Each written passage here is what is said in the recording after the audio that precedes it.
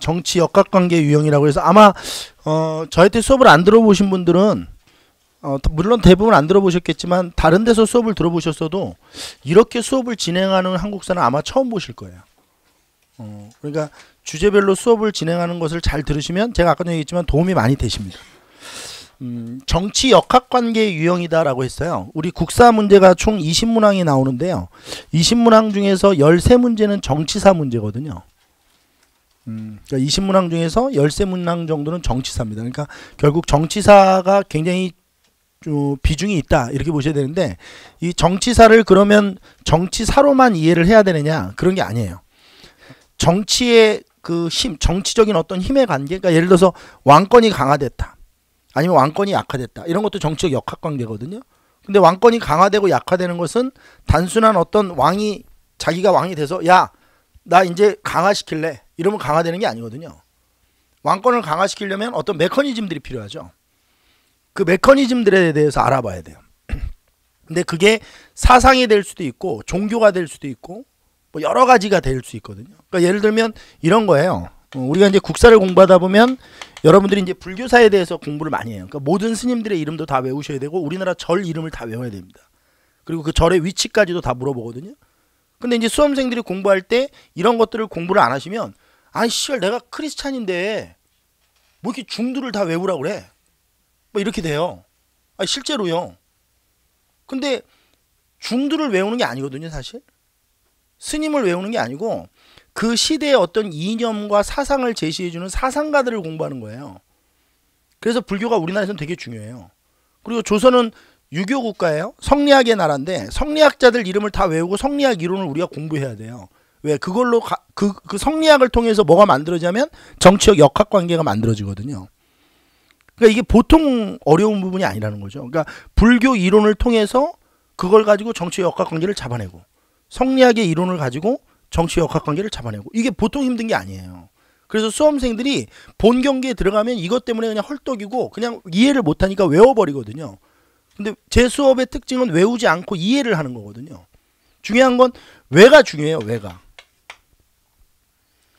제가 매번 선사시대 수업할 때도 그런 얘기를 하는데, 예를 들어서 청동기 때 계급이 발생했다 우리가 이렇게 외워요. 근데 제 수업은 그걸 얘기해 주는 게 아니고요. 청동기 때 왜 계급이 발생했을까가 중요해요. 청동기 때 왜 계급이 발생했을까? 그걸 공부를 하는 거예요. 그럼 적어도 청동기 때 계급이 발생한 것이 휘발되지 않거든요. 우리가 국사를 공부하다 보면 뭐가 문제냐면 정보를 머릿속에 넣지 않아서 문제를 틀리는 게 아니고 넣었던 정보가 휘발돼서 틀리는 거예요. 이해되시나요? 제 얘기 무슨 얘기인지? 그러니까 공무원 한국사는 수업을, 그러니까 정보를 자기가 머릿속에 안 넣어서 틀리는 경우는 없어요. 모든 사람들이 열심히 노력을 해서 다 외우거든요. 공부도 하고. 근데 그게 나중에 문제 풀 때 기억이 안 나는 거예요. 휘발돼서. 그러면 우리가 제가 할 수 있는 영역이 뭐냐면, 여러분들에게 정보를 지식을 넣어줄 때 되도록이면 이게 휘발되지 않는 지식을 되도록 하는 것. 이게 강사의 능력이겠죠.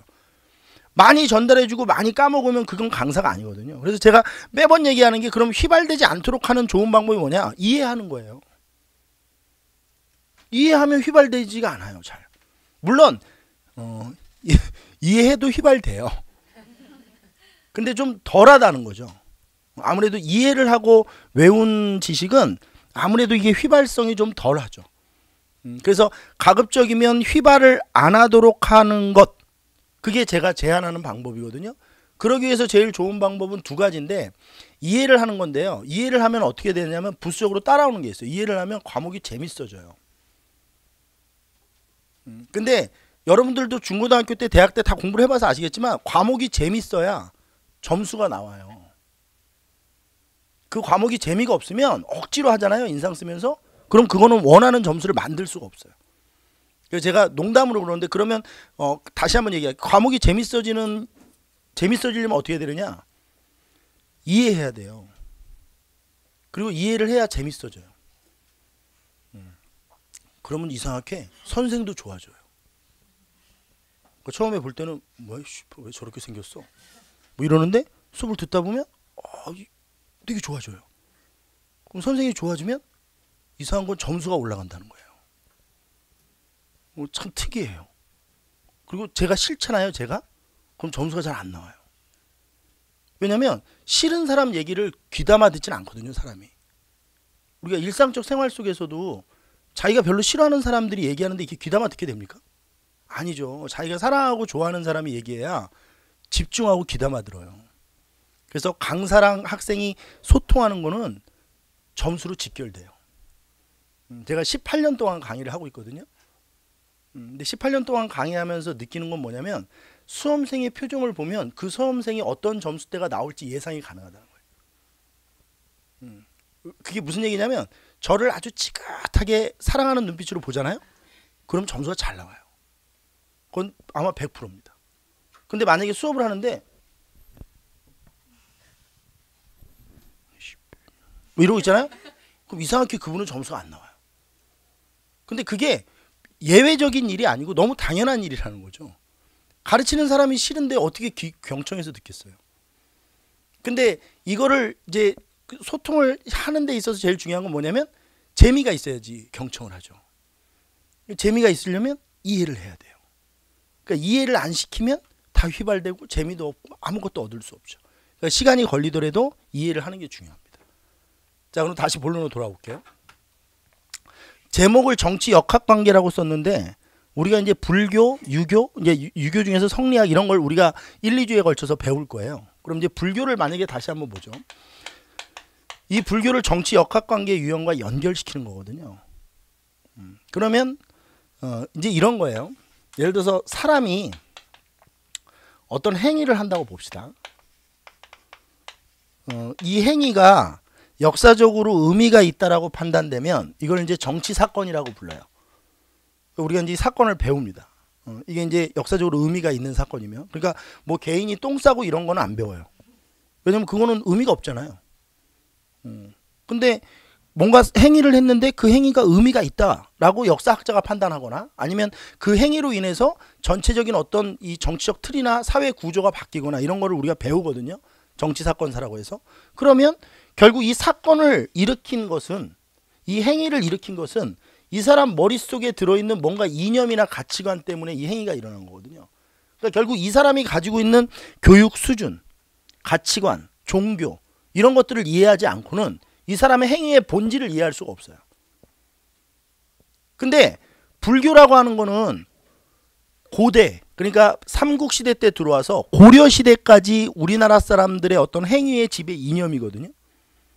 그러니까 불교를 이해하지 못하면 천년의 역사를 이해할 수가 없어요. 그리고 성리학을 이해하지 못하면 500년의 조선의 역사를 이해할 수가 없죠. 왜? 조선시대의 사람들은 다 성리학적으로 행위하는 거거든요. 그럼 성리학적 정치, 성리학적 경제, 성리학적 사회, 성리학적 문화가 나타나는 시기를 우리가 조선이라고 해요. 근데 정작 성리학이 뭔지에 대해서 공부를 하지 않아요. 그러니까 이해가 안 되죠. 그래서 이해가 안 되는 거예요. 그러니까 불교를 이해하지 않고 삼국시대를 공부하고 남북국시대를 공부하니 그게 이해가 되겠느냐는 얘기예요. 그러니까 본질은 이해를 해야 되는데, 이해를 하려면 행위의 본질을 이해하려면 그 사람 머릿속에 뭐가 들어가 있는지를 이해해야 된단 말이에요. 여러분들도 마찬가지예요. 지금 여기 개개인이 다 계시죠? 개개인의 표정이 다 달라요. 그리고 개개인의 지금 생각이 다 달라요. 여기 계신 분들이 나중에 수업이 끝나고 저를 다 좋아할까요? 아니에요. 저를 되게 싫어하는 분도 생겨요. 그건 어쩔 수가 없어요. 근데 제가 뭐 좀 자신 있는 거는 대부분 좋아할 거예요. 근데 저를 다 좋아하진 않아요. 왜냐면 저는 예수가 아니죠. 예수도 다 좋아하지 않지 않아요? 전 개인적으로 알라가 좋아요. 그럴 수 있잖아요. 그럴 수 있는 거 아니에요? 사람인데? 다 개인 취향이 있는 건데. 근데 문제는 뭐냐면 여기 계신 분들이 나를 싫어한다고 해서 내가 열받아 하고 그러지 않습니다. 왜? 그건 너무 당연한 거니까요. 그러면 그 사람이 나를 싫어하는 이유가 뭘까요? 그분의 가치관과 이념과 종교관과 내가 안 맞는 거예요. 그럴 수 있죠. 저 사람의 말투, 액션, 수업 시간에 욕을 하는 것, 그런 것들이 안 맞는 거죠. 그럴 수 있어요. 근데 그분이 생각하고 판단하는 게 옳고 그름의 문제가 아니고 그냥 다른 거죠. 남들과 다른 거 아니에요? 그러니까 남들은 날 좋아하는데 그분은 날 싫어해요. 그분은 다른 사람과 다른 거지. 다른 사람은, 날 좋아하는 사람은 옳고 그분은 잘못된 게 아니죠. 사람의 행위의 본질이 그거예요. 어떤 행위를 하는데 옳고 그름으로 보면 안 되거든요. 그냥 다른 거예요. 근데 그 다른 이유가 뭐 때문에 나타난다고요? 그렇죠. 가치관이나 종교나 이런 생각의 차이 때문에 나타나는 거예요. 근데 1000년 동안 우리나라에 살던 사람들이 지배를 받고 있던 건 불교라는 거죠. 그럼 불교를 이해하지 못하고는 그 사람들의 다양한 가치관을 우리가 이해할 수가 없어요.